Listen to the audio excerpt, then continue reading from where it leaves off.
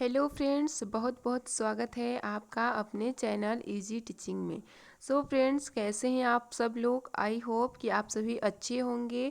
तो फ्रेंड्स, आज हम लोग बात करेंगे सी टेट के नोटिफिकेशन से संबंधित महत्वपूर्ण कथनों के बारे में। फ्रेंड्स, जो सी टेट का नोटिफिकेशन है वह अक्टूबर महीने के लास्ट वीक में आने की पॉसिबिलिटी थी, किंतु हमारा जो अक्टूबर माह है वह ख़त्म होने चल रहा है, तो यहाँ पर अभी तक नोटिफिकेशन नहीं आया है। तो इसका नोटिफिकेशन नवंबर के लास्ट वीक, नवंबर के फर्स्ट वीक में आने की पॉसिबिलिटी ज़्यादा से ज़्यादा है।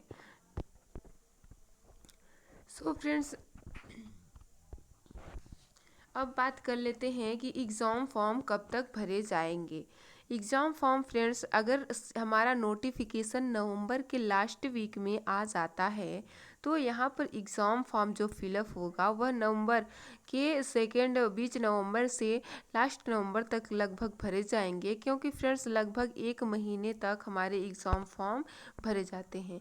यहाँ पर दोस्तों, एग्ज़ाम फॉर्म भरते समय हमें लैंग्वेज और अपनी डेटा जो है उन सारी चीज़ों पर महत्वपूर्ण ध्यान रखनी आवश्यक होती है, क्योंकि फ्रेंड्स एग्ज़ाम फॉर्म भरते समय जो प्रमुख गलतियां हम लोग कर देते हैं वह एग्ज़ाम फॉर्म तो भर लेते हैं, फिर एग्ज़ाम भी बैठ कर दे देते हैं, लेकिन अगर हम क्वालिफाई होकर टीचिंग करने के लिए जहाँ पर जाते हैं किसी स्कूल में, तो वहाँ पर हमें टीचिंग कराने का अवसर नहीं मिल पाता है उन गलतियों की वजह से। तो फ्रेंड्स, हमें उन गलतियों को ध्यान में देना है और अच्छे से फॉर्म को फिलअप करना है। किसी भी प्रकार की कोई गलतियां नहीं होनी चाहिए। यहाँ पर फ्रेंड्स, जो लैंग्वेज दो लैंग्वेज होती हैं, तो जो भाषा आपका मुख्य भाषा हो वहाँ पर प्रथम भाषा के रूप में आप उस मुख्य भाषा को भरिए।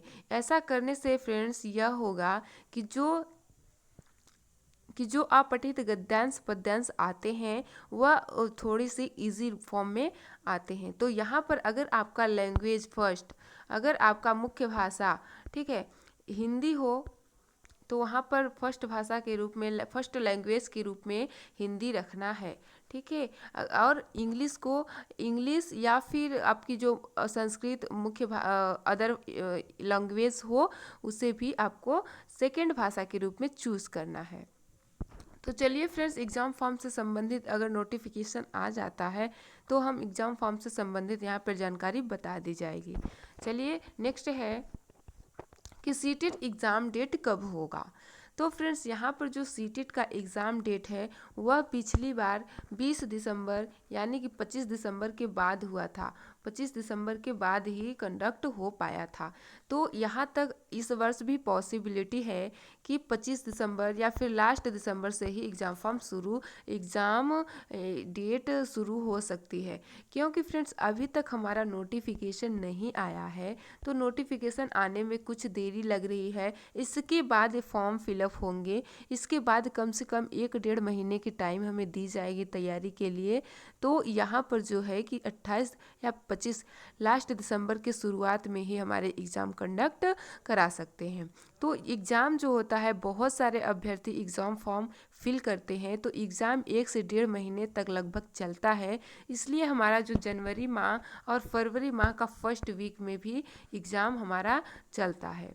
तो फ्रेंड्स, अगर आपका जनवरी फरवरी में एग्ज़ाम होता है तो आपको कम से कम 2 से 2.5 महीने का समय मिल जाएगा तैयारी के लिए, किंतु क्या पता कि आपका जो एग्ज़ाम है वह फर्स्ट दिसंबर, लास्ट दिसंबर में ही शुरू हो तो वहाँ पर आपको सिर्फ 1 से 1.5 महीने तक का ही टाइम मिल पाएगा।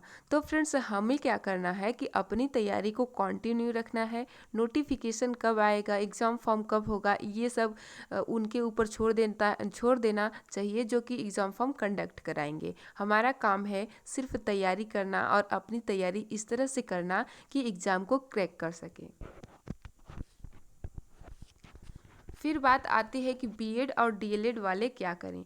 तो यहाँ पर जो बीएड और डीएलएड वाले हैं, बीएड वालों का एग्ज़ाम फॉर्म पहले तो पेपर 2 के लिए करें। ठीक है, पेपर 2 के लिए बीएड वाले फोकस करें, बीएड वाले पेपर 2 के लिए फोकस करें, और डीएलएड वाले पेपर 2 एंड पेपर 1 दोनों के लिए फोकस करें। क्योंकि फ्रेंड्स पिछली बार क्या हुआ था कि बीएड वालों का पेपर 1 के लिए एग्ज़ाम तो कंडक्ट करा लिया गया था, लेकिन उसकी रिजल्ट को रोक दिया गया था। तो यहाँ पर बीएड वाले फर्स्ट पेपर के लिए ज़्यादातर फोकस नहीं करना, क्योंकि बीएड वाले पेपर 2 के लिए फोकस करना। ठीक है, डीएलएड वाले क्या करेंगे, पेपर 1 और पेपर 2 दोनों के फॉर्म भर पाएंगे और उनकी रिजल्ट भी आ जाएगी। तो यहाँ पर पेपर 2 और पेपर 1 दोनों को ही फोकस करके चलेंगे। फ्रेंड्स यहाँ पर जो बीएड वालों का पिछली बार एग्ज़ाम कंडक्ट करा लिया गया था, लेकिन वहाँ पर उनकी रिजल्ट रोक दी गई थी। अब बात आती है कि तैयारी कैसे किया जाए, सीटेट का प्रिपरेशन कैसे किया जाए। तो सबसे महत्वपूर्ण बात है प्रिपरेशन करने की कि अपने सिलेबस को हाथ में रखिए, एक तरफ सिलेबस रखिए, दूसरी तरफ सिलेबस के अकॉर्डिंग अपनी तैयारी करिए। ठीक है, तो सिलेबस को यदि हम कंप्लीट कर पाते हैं, लगभग 99% सिलेबस से अंदर ही क्वेश्चंस आते हैं। कुछ एक दो क्वेश्चन ऐसे आते हैं जिसका कोई समझ नहीं आता, तो यहाँ पर हर एग्ज़ाम में एक दो क्वेश्चन इस तरह से आ ही जाते हैं। और फिर सिलेबस के साथ साथ पीवाईक्यू आपको लगाने हैं। पीवाईक्यू लगाने से आपके कॉन्सेप्ट क्लियर होंगे। कॉन्सेप्ट क्लियर हो जाने से सीटेट का एक ऐसा पेपर है जो कि प्रीवियस ईयर क्वेश्चंस बहुत ही ज़्यादा रिपीट होते हैं। फ्रेंड्स प्रीवियस ईयर क्वेश्चन बहुत ही ज़्यादा रिपीट होते हैं और ज़्यादा से ज़्यादा उसी लैंग्वेज चेंज करके सिर्फ प्रीवियस ईयर क्वेश्चन को घुमा फिरा के दे दिया जाता है। तो हमें previous year question, syllabus in दोनों को हाथ में रखना है और दोनों के अकॉर्डिंग चलना है। यहाँ पर मुख्य बात एनसीईआरटी की होती है। पेपर 1 के लिए एनसीईआरटी 1 से 5 तक की एनसीईआरटी को कंप्लीट करना होगा। पेपर 2 के लिए 6 से 8 तक की एनसीईआरटी को कंप्लीट करना होगा। फ्रेंड्स एनसीईआरटी हमें बुक, जो एनसीईआरटी की बुक होती हैं उन बुक से ही हमें एज इट इज़ पेपर में एग्ज़ाम्स में क्वेश्चन आ जाते हैं। तो हमें एनसीईआरटी, सिलेबस एंड पीवाईक्यू तीनों को ही हाथ में रखना है और उसके अकॉर्डिंग तैयारी करनी है। फ्रेंड्स जब हमारा एग्ज़ाम नज़दीक आ जाते हैं तो वहाँ पर हमें मॉक टेस्ट लगाना अनिवार्य हो जाते हैं। मॉक टेस्ट लगाने से क्या होता है, मॉक टेस्ट लगाने से होता है कि अपना टाइम मैनेजमेंट हो जाता है, टाइम मैनेजमेंट एग्ज़ाम के समय हो जाता है और लैंग्वेज की भाषा किस तरह से आ रही है, जो क्वेश्चन की लैंग्वेज है वो किस तरह से आ रही है, ये में हमारा स्पीड बढ़ता है।